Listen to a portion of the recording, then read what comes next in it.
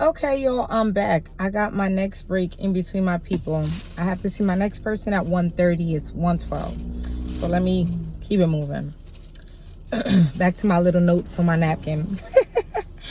So one of the things that he mentioned as a way to keep a slave or to make a slave is by create independence. So he talked about, he likened making a slave to when you have your horses that you're training or you're raising. And so he was saying to take away the natural instinct away from them. He gave many different examples, and again, as I said, many of them are gut-wrenching for how to create fear and dependence. So one of them he said was to take away, let's say, allow a black man and a black female to get married, have a baby, take the man away, put him somewhere else so that the mom then has to raise her baby by herself. He talks about doing things like taking the man, the strongest, most rebellious man, and beating him in front of everyone, tying him to two different horses going two separate ways, lighting him on fire, letting them pull him apart, and everyone else will then be afraid to challenge you going forward. And even the mom and the baby, the mom will also be afraid and will raise or instill in the baby to not challenge you because she saw what you just did to his father or her father. He talks about what else did he say? Oh, he talks about breaking the will to resist. And one of the sayings that he put was, keep the body, take the mind. In other words, beat them or put them in a place where they're broken down badly, but the body is still able to physically do work for you, even though mentally now they're broken. And once you break somebody mentally, if you've ever seen someone be mentally abused, mentally neglected, it's one of the most heartbreaking things to ever see, because all after the person is out of the situation, they still don't bounce back from it. So then he talks about don't focus on this generation that you have. Put your emphasis on the future. Focus on the mother. Focus on her baby. Because once you instill those things into her, you'll instill it into her baby, and the job will become easier and easier because the next generations coming up already have that brokenness or that submissiveness in them. Again, it's a lot. It's a whole lot that is up here. He talks about controlling the tongue, the language, making sure that you annihilate them from speaking their mother, the language from their motherland. What does this have to do with what I'm talking about? I bring this up because what he said all of these years ago still play a part in why you see black people still not like each other. If you really get down to the root of it, is these things, right? Okay, so you, as I said before, you see the black Spanish people that don't like or are not liked by the European Spanish looking people. So we're looking at color. Again, he mentioned, make sure you pin them against each other by color. Make sure that the light skinned ones get to work inside and the dark skinned ones work outside. That way they'll grow an anger, animosity towards the ones that get to be inside. And we see that. We see that, growing up, I'm a chocolate sister. Growing up, that was one of the most, I want to say traumatizing, but you're going to get ragged on in school for being dark skinned. It's just going to happen. I don't care what state you grew up in. I don't care. It's just going to happen. They're going to eat you alive for being dark skinned.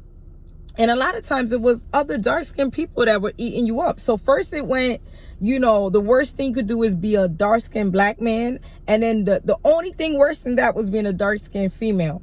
And so a lot of times those same men that will rag on you will later on try to come talk to you in private because they like you, but they just feel like that's what they're supposed to do, right? So you see that happen. You hear people make comments like, oh, she all black and this and that, black, ugly, this.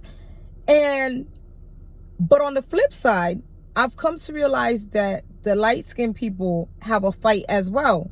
Because if they're the only light-skinned person that grows up in a dark-skinned family, they're often ragged on equally, right? They give them back what they receive normally out in the world.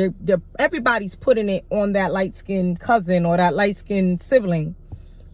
And I saw a thing where Dr. Umar was saying that even, let's say, in prison, or even when you see some of these light-skinned rappers, a lot of them are crash outs. In other words, they're the most, they have something to prove, because people look at them as pretty light-skinned boys, or pretty light-skinned men, I should say, and they don't want to be seen that way. They want to prove to be aggressive. They want to prove to be dangerous. So, you know, what a dark-skinned man can do with just his presence, a light-skinned man has to prove with his actions.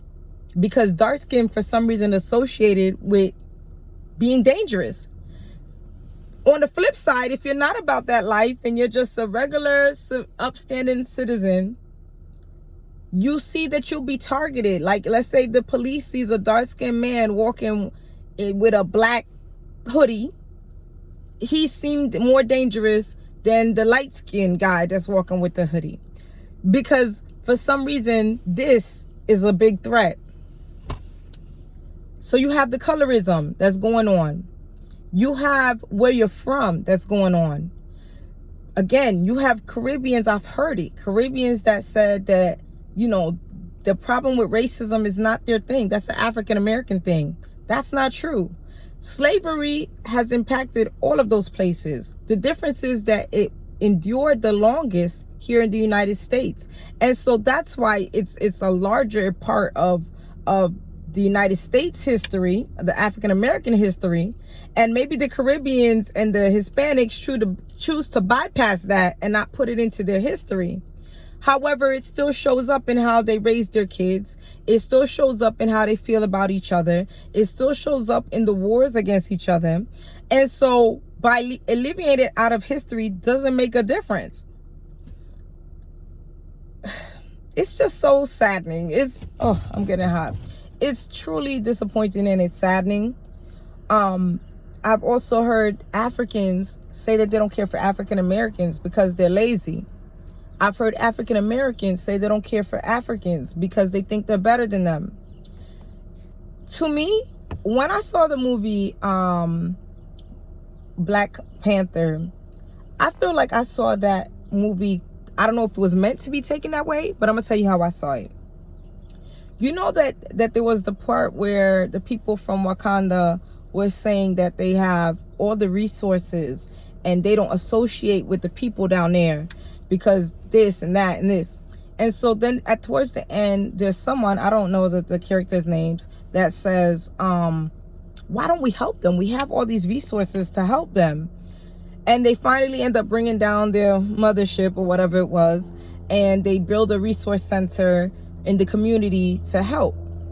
And, you know, before all that happened, the one that was down here that was fighting with the Black Panther, you know, he was talking about when you neglect a child or a person, they burn the city down. I don't remember the exact words, but like the warmth, they'll keep themselves warm with the burning down the city. I don't know. I saw this movie a long time ago.